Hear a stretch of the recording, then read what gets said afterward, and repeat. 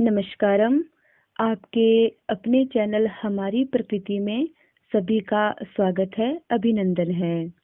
आप सभी स्वस्थ रहें, यही भगवान से प्रार्थना करते हैं, क्योंकि जब भगवान ने मनुष्य बनाया था उससे पहले भगवान ने प्रकृति बनाई है।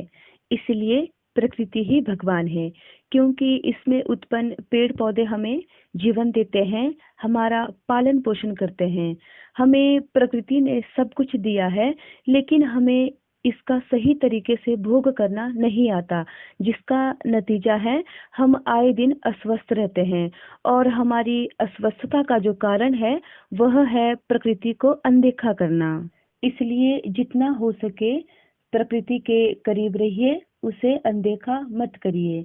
ऋतु परिवर्तन के चलते हुए जो वायरस, संक्रमण या बीमारियां हमें लग जाती है, वो सब हम प्रकृति में उत्पन्न हुई जड़ी बूटियों और औषधियों से स्वयं ठीक कर सकते हैं।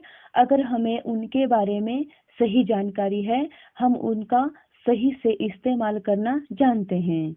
हम कोई भी दवाई या औषधि जो लेते हैं, चाहे वो बाजार से ला रहे हैं या घर पर बना रहे हैं, तो सबसे पहले तो हमें उसकी शुद्धता और मात्रा का विशेष ध्यान रखना चाहिए। इसलिए जब भी आप कोई दवाई या औषधि लेते हो या बनाते हो, तो सफाई का भी विशेष ध्यान रखें और इसकी मात्रा किसको कितनी देनी है, किस तरह से देनी है, इसका भी विशेष ध्यान रखें। आज के समय में जो वायरस सबसे तेजी से बढ़ रहा है और मानव जाति के लिए जो एक बहुत ही खतरनाक बन चुका है, वह है कोरोना वायरस। और जो कोरोना वायरस है वह अजन्मा है, क्योंकि ऋतु परिवर्तन के चलते हुए मानव शरीर में पहले भी बदलाव होते थे, आज भी होते हैं और आगे भी होते रहेंगे।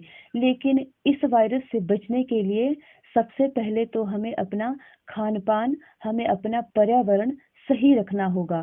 अगर हमारा पर्यावरण अच्छा रहेगा, हमारा खान पान अच्छा रहेगा, तो हम इस वायरस से लड़ सकते हैं और हम रोग मुक्त रह सकते हैं। इसलिए सभी लोग ज्यादा से ज्यादा प्रकृति के साथ जुड़े और नेचुरल ही खान पान रखें, जिससे कि हम रोग मुक्त रह सके। आज हम प्रकृति में उत्पन्न हुई एक ऐसी औषधि की बात करेंगे, जिस औषधि को लेने से आप सभी स्वस्थ रहेंगे और उस औषधि को लेने से कोई भी नुकसान नहीं है।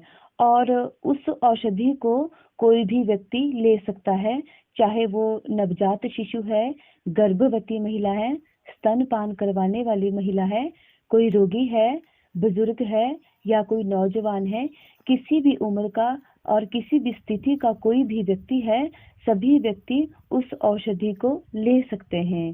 पिछली एक वीडियो में हमने वृक्षा औषधि के विषय में बहुत अच्छे तरीके से बताया है कि वह औषधि कैसी होती है, उसकी पहचान क्या है।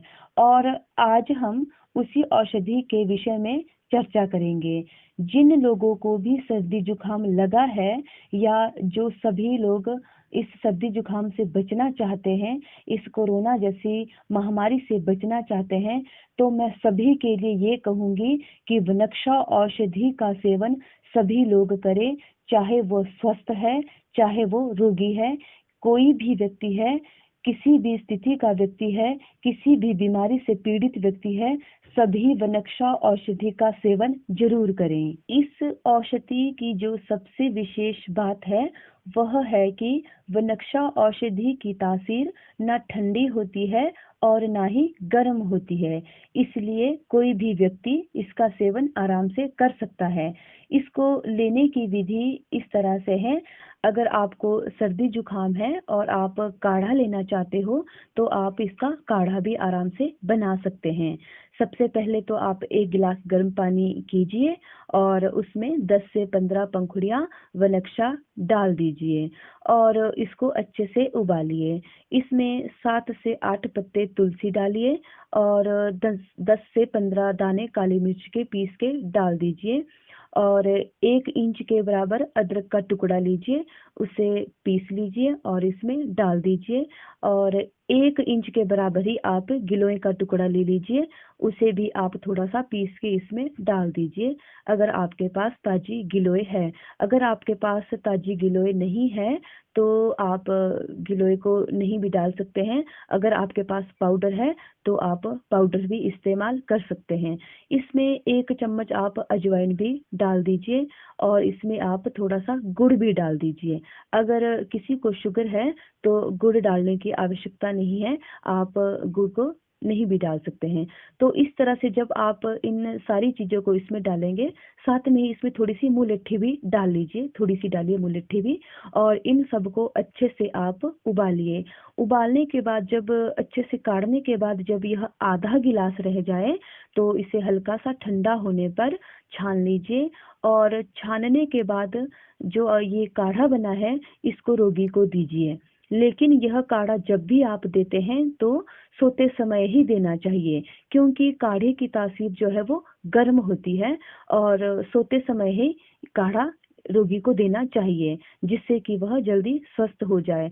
और काढ़ा जो है रोगी को 3 या 4 दिन देना चाहिए और इस तरह से जो काढ़ा बनता है यह 3-4 दिन देने के बाद से ही रोगी स्वस्थ हो जाता है।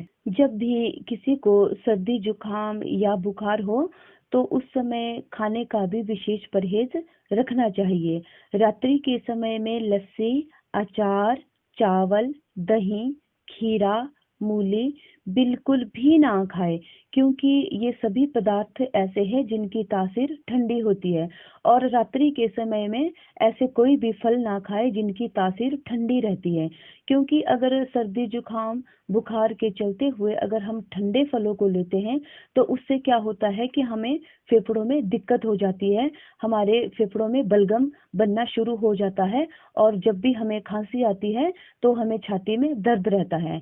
इसलिए थोड़े दिन के लिए अपने खान पान का विशेष परहेज रखें। कुछ लोगों का ये मानना होता है कि जब जुकाम बुखार लगा होता है तो खट्टे फल लेने चाहिए, पर मैं आपको ये बताऊंगी कि खट्टे फल की तासीर ठंडी होती है, इसलिए खट्टे फल सभी के लिए नहीं पचते हैं। क्योंकि सर्दी जुकाम के चलते हुए अगर कोई व्यक्ति खट्टे फल खाता है तो उसे में गले में एकदम से उसे इन्फेक्शन हो जाता है, उसे ये लगता है कि गले में कुछ अटका है, कुछ फंस रहा है गले में। तो यह सब जो है हमें ठंडे फल या ठंडे पदार्थ लेने की वजह से होता है। इसलिए आप ठंडे फलों को इन दिनों में बिल्कुल भी ना खाएं, थोड़े दिन खाने का परहेज रखें, क्योंकि औषधियों की अपेक्षा काढ़े की अपेक्षा परहेज आपको जल्दी अच्छा करेगा।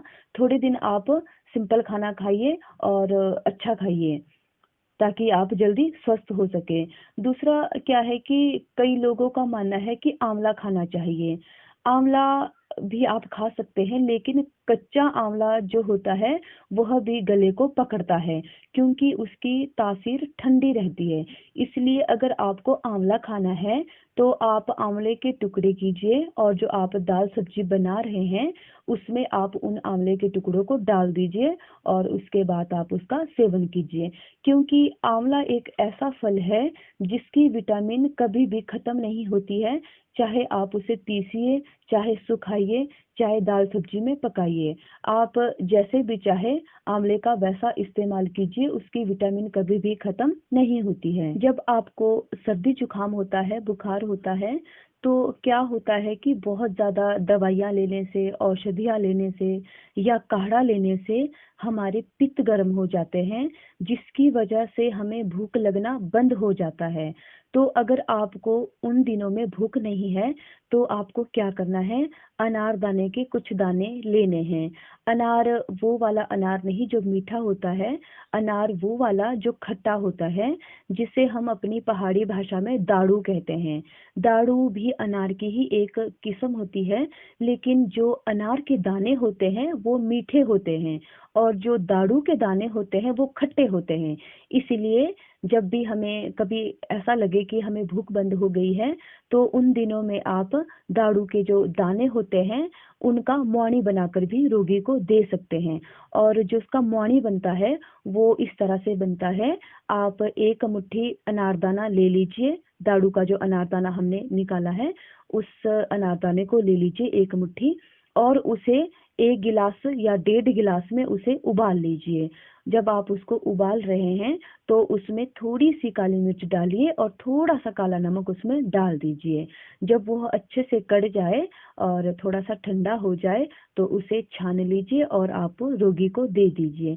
ऐसा करने से क्या होगा कि जो दारू की तासीर होती है अनारदाने की वो ठंडी होती है, लेकिन जब हम उसको गर्म करके पका कर देते हैं तो उसकी तासीर ना ठंडी रहती है और ना ही गर्म रहती है।